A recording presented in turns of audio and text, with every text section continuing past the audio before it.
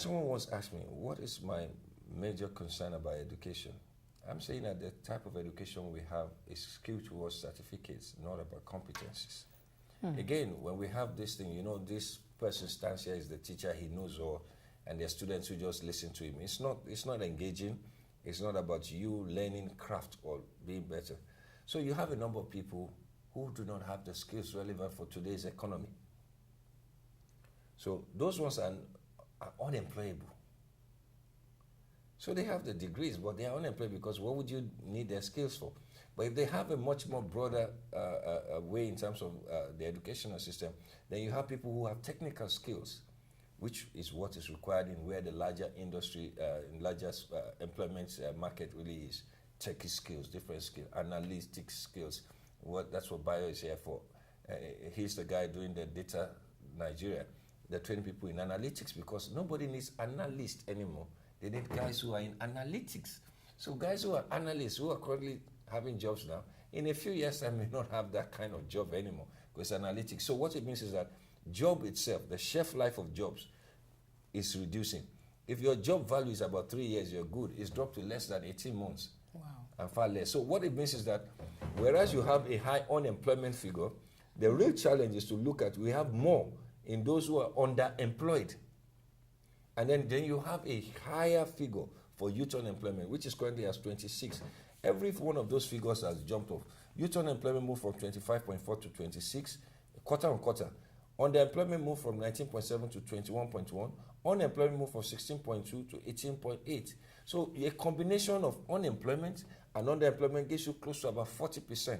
And then we haven't even accounted for what I call disguised unemployment. That means those people who are not even captured in the data.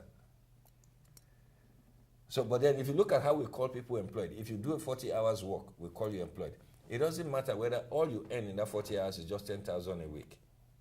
Now, the challenge about unemployment is that you're going to have increase in your medical costs. People are not, because you have more people who are employed in low wages. They can't feed well. They can't send their children to school. So they put pressure on the government to provide education in them.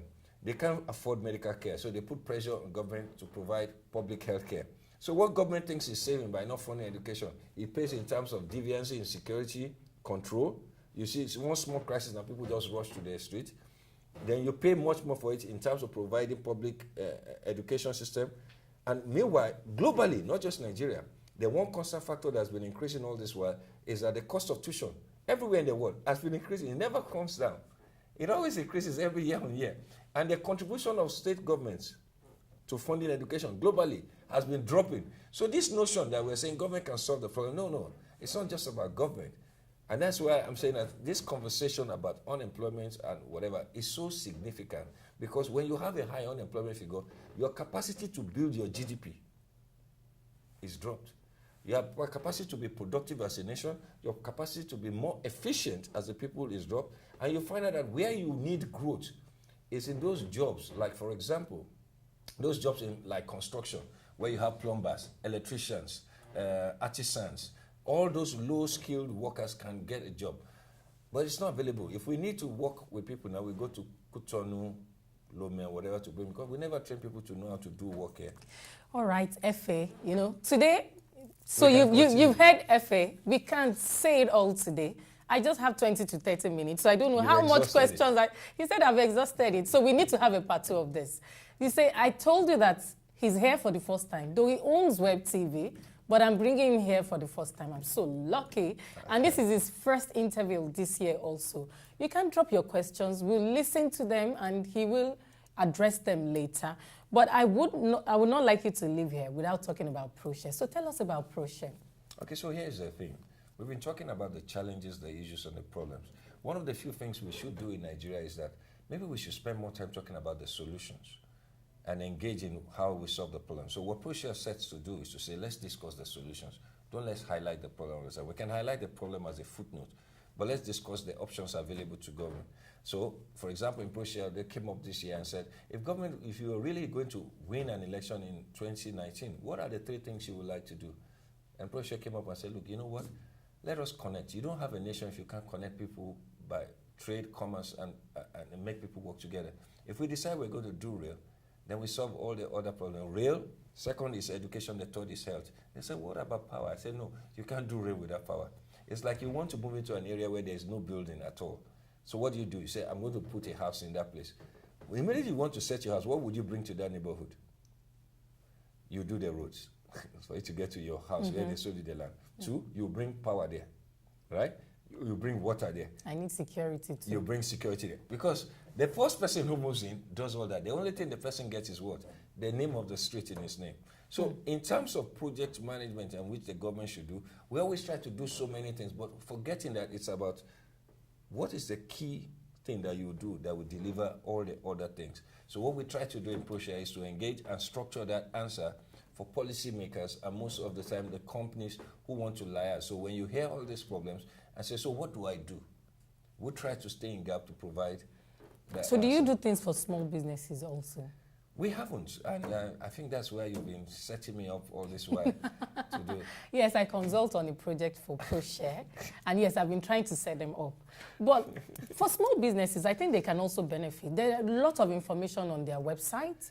I go there once in a while, and you know all these things we've been talking about. You also provide so here's the thing, information that can help a lot of here's businesses. The thing we think we want to do. We just set up something called the Proshare Foundation. What we want to do is to find that you can help people if you provide things in aggregates, like an incubator, like something where they can actually get in and it makes it easier for them.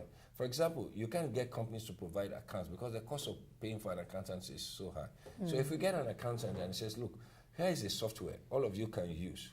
Just bring the phone, we will help you put it so that when you want to file your annual returns, because you won't be able to get credit if you don't prepare those accounts. So rather than worry about the access to credit, let us get them in a position whereby they can access. Be properly structured. So what we want to do is rather than say we'll let them deal with all those concerns. So maybe if it costs them 100,000 to get an auditor, maybe for 5,000 or 10,000, they can just pay token fee and somebody can do it for them. That's the area where we think we can help, not from a business standpoint, but from our own responsibility in the whole ecosystem. At the end of the day, if we're not helping each other and we don't build those businesses, we are not even building the clients of tomorrow. And so it's in our best interest to build those businesses so that they can become clients tomorrow. Thank you so much, FA. Excellent. So, thank you so much. We will have a part 2. I will find a way to drag him again. He's shaking his head. I will find a way. He's still 40 to 40. I will hide under 40 to 40 again. I'm bringing. Thank you for following. It's been awesome. And you can leave your questions like we said. Thank you. Bye.